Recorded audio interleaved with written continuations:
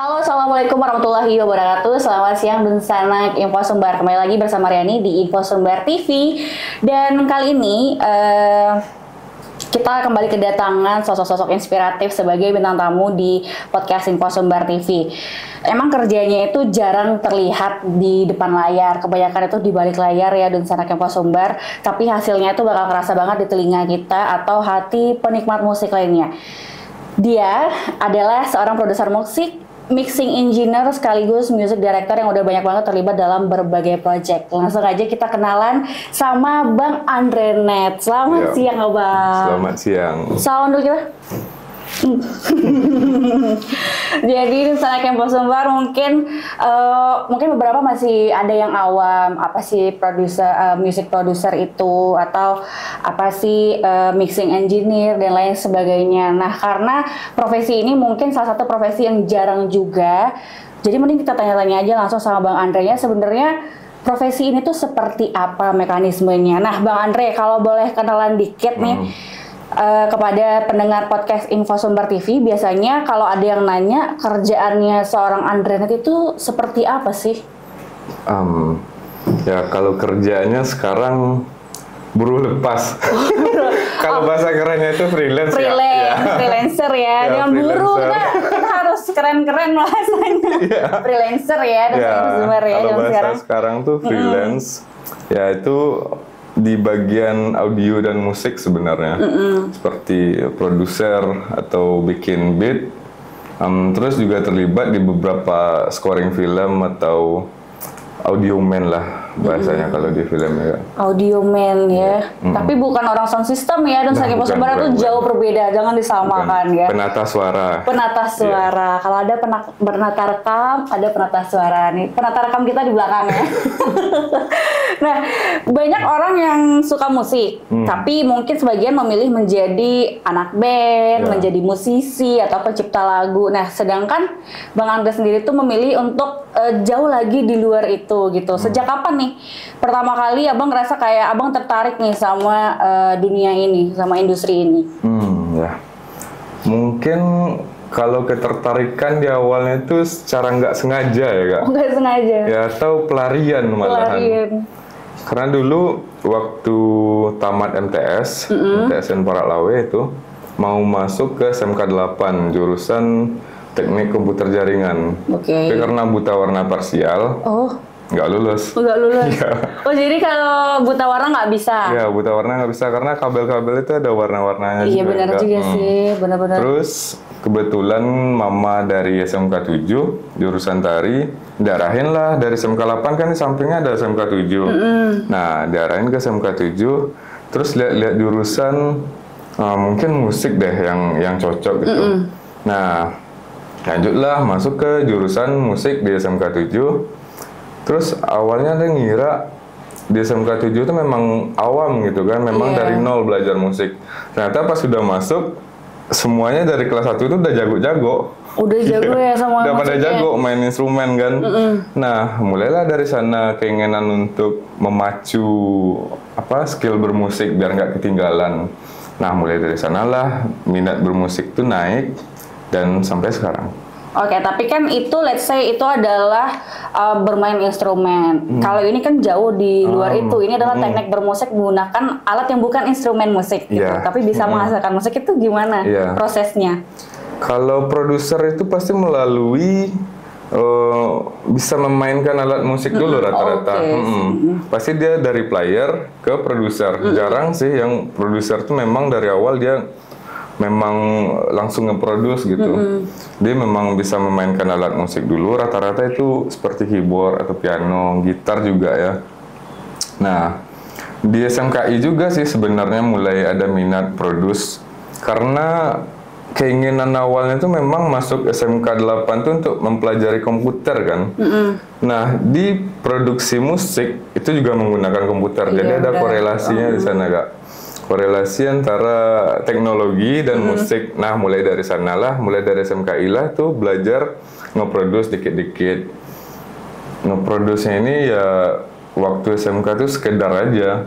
Sampai tamat SMKI, kepikiran buat masuk ISI Padang Panjang, Institut Seni Indonesia Padang Panjang. Kebetulan di sana ada minat yang namanya multimedia. Ya, multimedia ini bukan secara keseluruhan ya Kak, bukan kamera atau segala macam, tapi musik yang berhubungan dengan perangkat elektronik, media elektronik gitu. Nah, di ISI Padang Panjang lah mulai benar-benar serius menekuni dunia produser ini. Di 2015. Di 2015 sih. Ternyata Bang Andre meskipun tidak berhasil masuk teknik komputer ya, masih bisa meneruskan mimpinya di teknik musik. Teknik musik ya, jadi masih ada hubungannya sama komputer yang memproduksi musik dari situ, karena kayaknya nggak semua orang bisa melakukan hal itu ya, dan Sena Kempo Sumbar ya.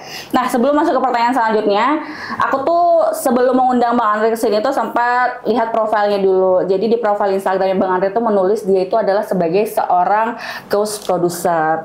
Aku sebagai orang awam tuh bingung dong, ghost producer ini sebenarnya seperti apa ya. Jadi ghost producer ya, Sena Kempo Sumbar ya, itu tuh kayak produser musik yang bikin lagu ya Bang ya. Tapi karyanya kemudian dirilis atas nama orang lain begitu. Bisa artis, DJ atau band-band tertentu. Tapi justru sebenarnya ghost producer itu bisa dibilang otak dari sebuah karya nggak sih? Iya. Itu gimana prosesnya Bang? Kalau dibilang otak dari sebuah karya mungkin masih agak ambigu Kak.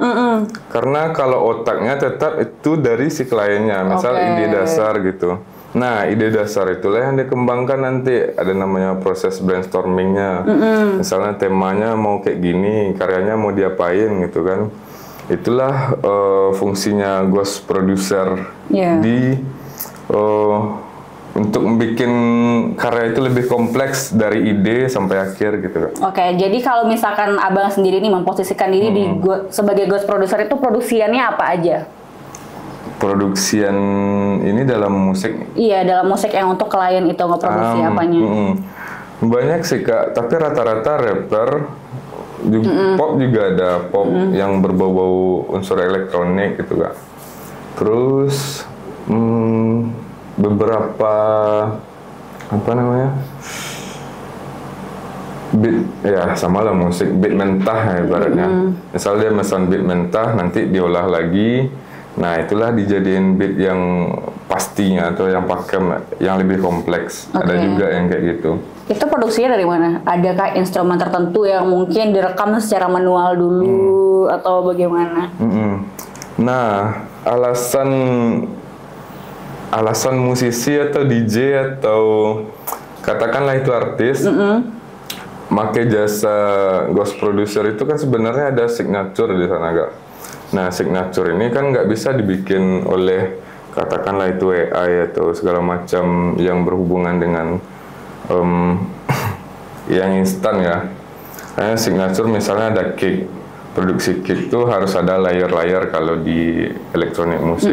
Ada layer-layer, nah layar itu menciptakan identitasnya. Atau bunyi-bunyi seperti lead atau string atau segala macam, itulah yang menjadi identitas dari lagu itu signature namanya. Nah, jadi dari signature itu yang bikin karakter si artis tersebut.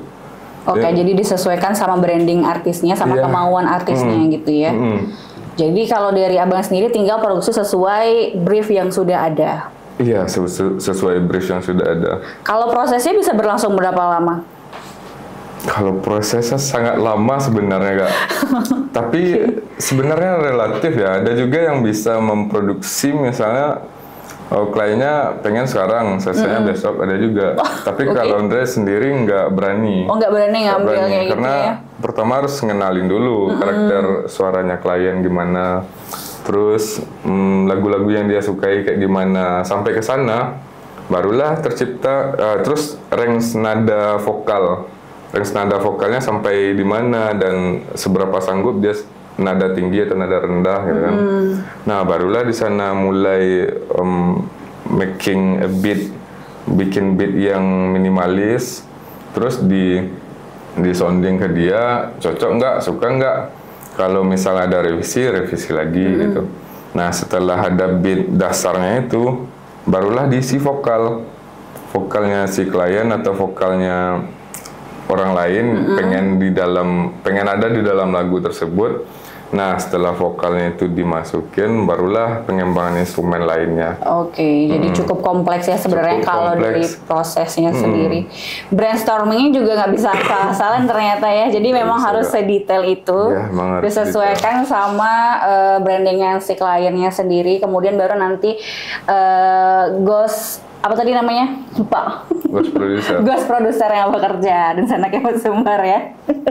Nah, tadi kan Abang nge-mention tuh kalau Abang adalah mahasiswa dari Institut Seni Indonesia Penapanjang. Sejauh mana nih menurut Abang pendidikan formal yang Abang punya, lingkungan kampus itu membentuk cara berpikir Abang sama industri yang Abang jalani saat ini? Berat ya pertanyaannya? Gak apa-apa, Kak. Ini agak susah sebenarnya. Karena kalau di Institut Seni Indonesia itu kan musiknya itu belajar musik klasik ya, Kak. Ya, musik klasik itu kan kalau kita lihat agak berseberangan dengan musik elektronik. Karena dia memang musik yang dari zaman klasik, atau kayak sejenis permainannya pun, outputnya pun harus pakai partitur gitu kan. Nah, kalau di elektronik nih, ya nggak ada batasan-batasan tersebut, tapi teori-teori musik klasik tersebut itu sangat berguna jika diimplementasikan ke musik elektronik. Nah, kalau seberapa berpengaruh, ya sangat berpengaruh, terutama di teori-teori dasar musik. Teori dasar musik, terus teori dasar komposisi, itu sangat bisa diterapkan ke ghost producer atau musik elektronik gitu. Oke. Tapi kan sejauh ini nggak mungkin dong Abang kayak muncul sendiri ide, ya udah aku akan jadi produser ghost producer gitu. Ada sosok tokoh yang menginspirasi nggak? Sosok tokoh? Siapa gitu, artisnya gitu? Atau personalnya? Kalau sosok tokoh sih dari luar kebanyakan ya. Karena waktu 2015 tuh sangat jarang ya orang yang main musik elektronik. Kalau sosok mungkin Kashmir dari India itu DJ yang sangat luar biasa, sangat menginspirasi saya.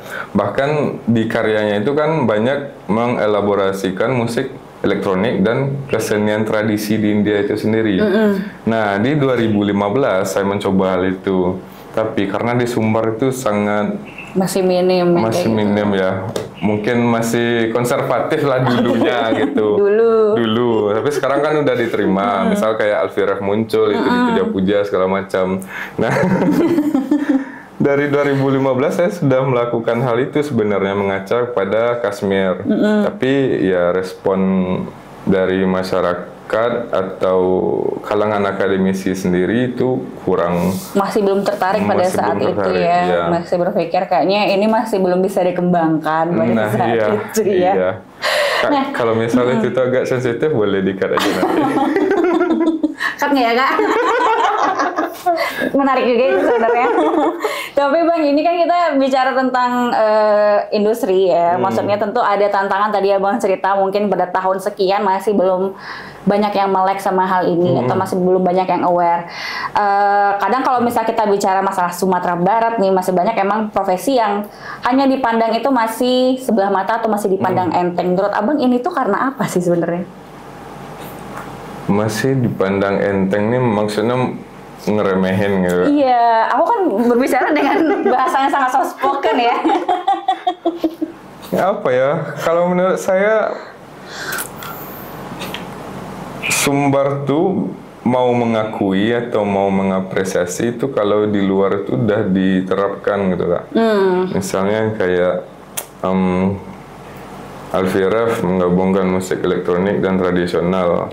Nah itu udah viral barulah diakui gitu. Baru diakui, baru itu diapresiasi. Tuh dia ada darah Minangnya, dibilang itu tuh ada lagu Minangnya. Ya ada lagu Minangnya, tapi kalau orang dari Sumbar sendiri itu jarang sih. Iya benar sih. Jarang, malah kayak dicap ngerusak gitu. Saya pernah ngalamin itu. Mungkin ini menarik nih ya, sebenarnya kita gali dulu cerita yang satu ini, apa pengalamannya Bang, boleh diceritakan. Ya waktu saya bikin beberapa sampel ya musik elektronik sama Minang, itu kan saya juga konsultasi kepada anggaplah katakanlah itu pelaku musik tradisi. Oke. Nah, pas itu saya mendapatkan respon yang kurang bagus lah.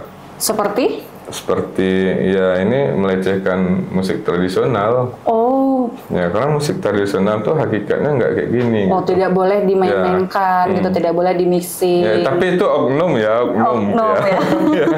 Kita garis bawahi dulu. Ya. Itu oknum dan sana Tapi ya. itu sudah sangat jauh banget sekarang. Sekarang malahan kayak pelaku musik tradisional itu sangat menjunjung tinggi inovasi sekarang. Bener-bener. Malahan nggak kayak dulu lagi gitu. Itu sudah bagus lah. Cari aman banget ceritanya. Cari aman banget ya. Saya yakin sekali nih, karena banyak sekali akhir-akhir ini seniman Sumatera Barat yang speak up. Kenapa? Let's say karya mereka itu kurang dapat apresiasi, apalagi seniman muda gitu. Jadi banyak banget yang ada bentengnya gitu. Jadi tidak bisa maju karena mungkin tidak ada dukungan dari masyarakat. Pemerintah juga mungkin belum aware, jadi masih kurang mendukung begitu ya. Kalau pemerintah, saya kan sudah beberapa kali juga kerjasama dengan pemerintah juga. Kalau saya lihat bukan kurang aware sih, pemerintah tuh sangat aware. Tapi memang tidak peduli. Sama aja sih. Mereka aware ini kan kayak awareness, ada ketertarikan, mereka pengen gitu. Nah, tapi ketika ada orang yang ini Pak, kami bisa. Misalnya udah ngajuin proposal, nah ditanyain ada nggak CV atau ada nggak ini, bisa ditaruh poker nanti. Nah ketika itu udah dijanjiin, implementasinya tuh nol. Oke, jadi cuma baru sekedar janji doang nih. Jangan kayak gitu lah Bapak Ibu. Ini kan kita harus mendukung, harus ada regenerasi kan, regenerasi seniman. Kalau misalkan kalau ada sesuatu yang baru dengan inovasi yang bagus, kita wajib dukung ya. Gitu lah. Ya, satu lagi Kak, sebenarnya kalau yang seniman harapkan dari pemerintah tuh kan bukan dukungan kayak ucapan gitu aja Kak. Iya, bukan validasi juga. Bukan gitu validasi, cuman juga fasilitasi gitu. Fasilitasilah orang-orang yang ingin berkarya atau berkesenian, mulai dari pendanaan, tempat segala macam, kan itu yang diinginkan. Bukan hanya kayak ya kita harus seperti ini, kita harus seperti ini, tapi ya habis itu hilang aja, nggak ada bantuan apa-apa gitu. Hanya sekedar tercatat dalam janji-janji ya, progul-progul, tapi masih belum dilaksanakan. Tapi semoga nih bisa ya dibuka matanya, masih ada 4 tahun lagi nih buat Bapak Ibu. Ya kan, baru 1 tahun ini kita menjalankan pemerintahannya. Iya, semoga bisa. Semoga bisa ya. Tapi Bang Andre, ini kan industri baru, pasti banyak juga pendatang-pendatang baru lainnya gitu kan. Di industri ini apa yang membedakan satu, let's say produser dengan produser lainnya? Ini yang membedakan. Iya, maksudnya keunikan. Misalkan Bang Andre punya keunikan apa sih? Terus orang lain punya keunikan apa gitu? Kalau keunikan sih, setiap orang tuh punya keunikan masing-masingnya ya Kak. Kalau misalnya dibandingkan bagus atau enggaknya tuh relatif. Nah, tapi kalau yang dibandingkan dengan produser lain itu sebenarnya lebih di pengalaman. Ya, pengalaman dari 2015 sampai sekarang itu kan sudah sangat jauh. Kalau di Si Padang Panjang dulu misalnya belajar piano itu wajib 8 jam sehari gitu kan. Nah, ketika Andre fokus ke ghost producer, itu belajar piano atau latihan piano itu digantiin ke musik elektronik tadi, belajar nge-produce tadi. Jadi ya ibaratnya di prosesnya pasti panjang, sehari harus 8 jam gitu. Kalau sanggup sih ya bagus gitu. Tapi itu otodidak dikerjain? Ya otodidak lewat tutorial YouTube dulu.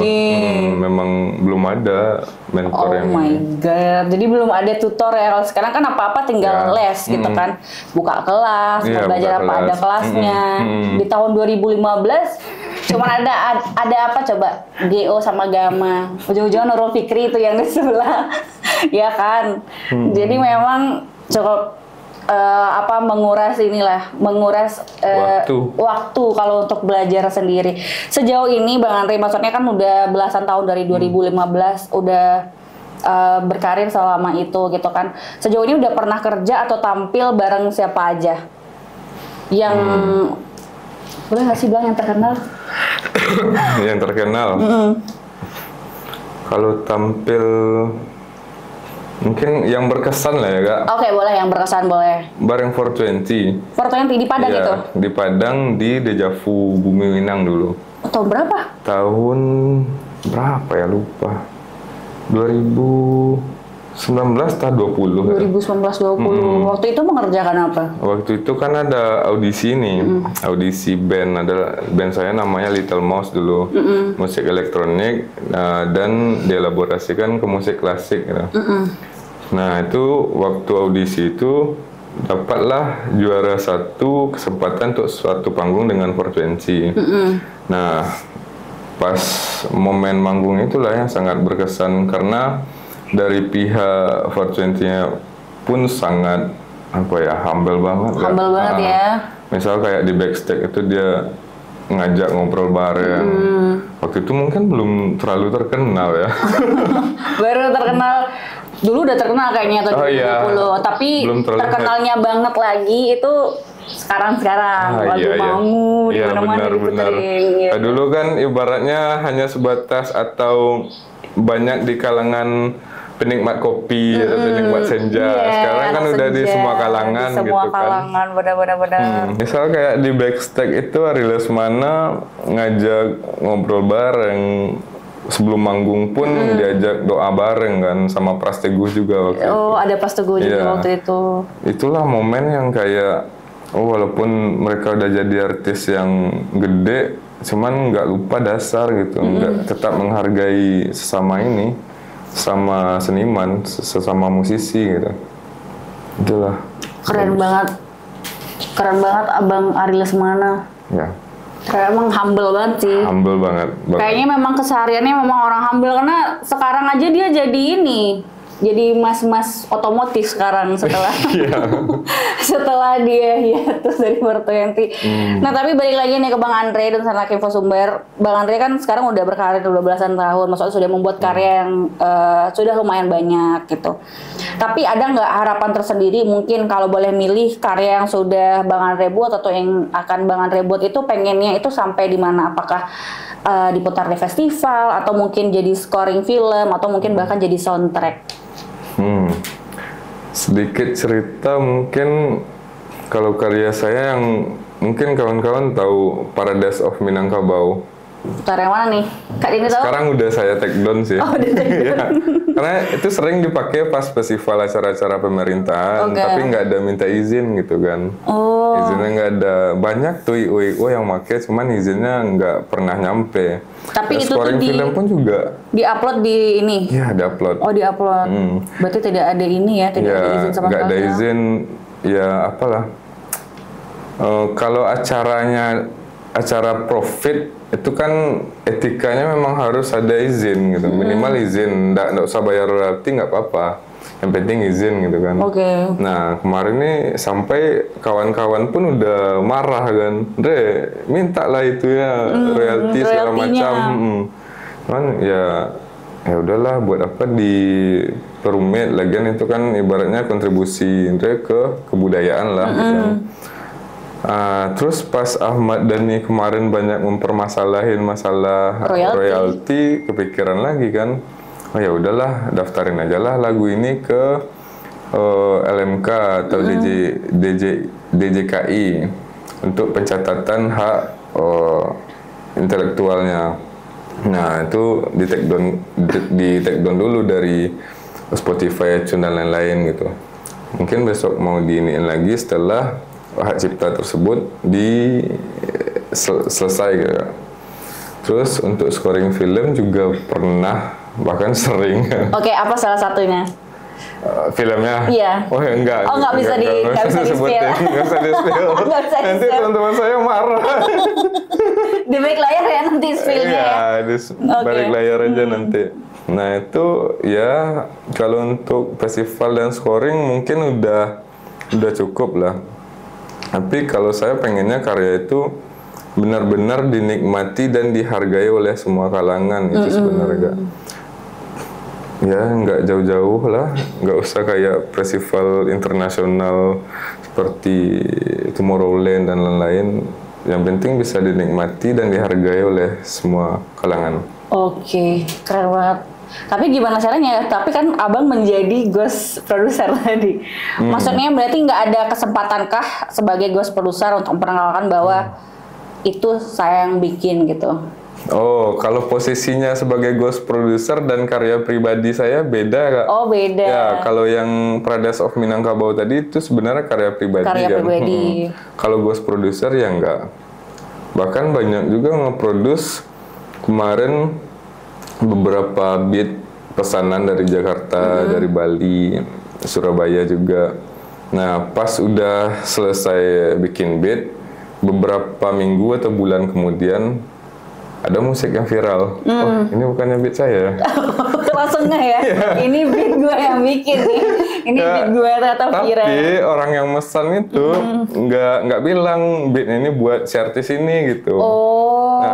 Nah, itulah resikonya ghost producer kan, dan apa namanya?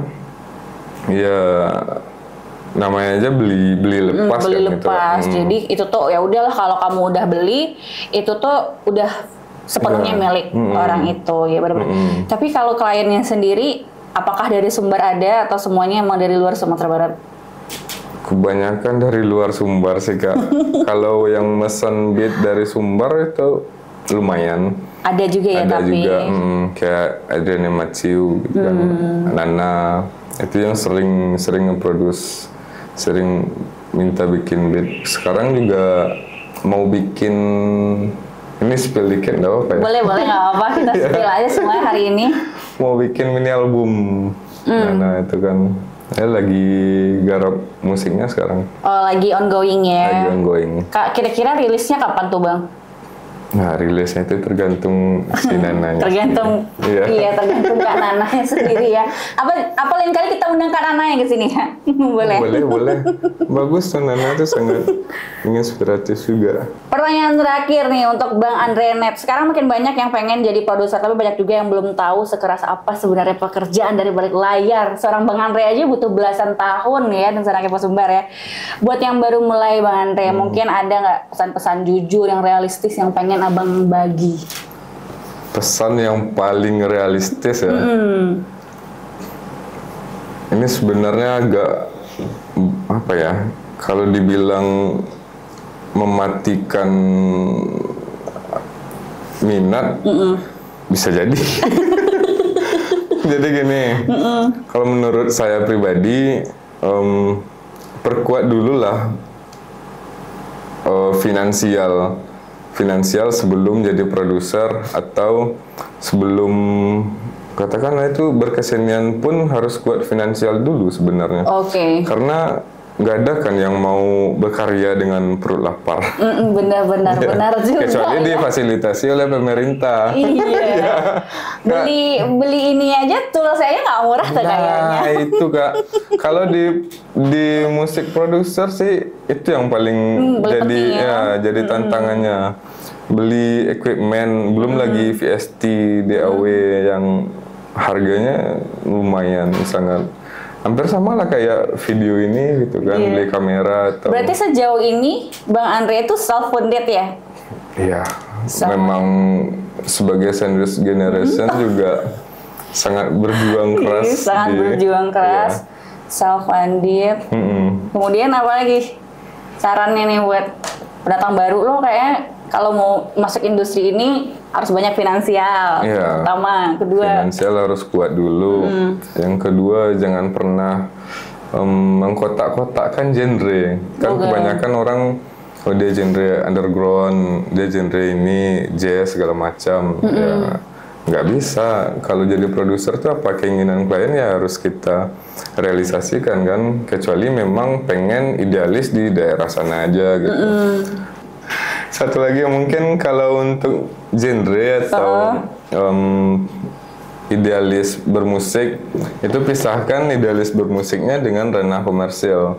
Soalnya kalau misalnya idealis bermusiknya katakanlah dia idealis banget atau suka dengan genre underground gitu, Nah, itu kan sangat bertentangan juga dengan elektronik atau banyak musik-musik yang kekinian. Saya pun juga sebenarnya lebih suka musik underground. Oke. Iya, Ya, daripada musik rap.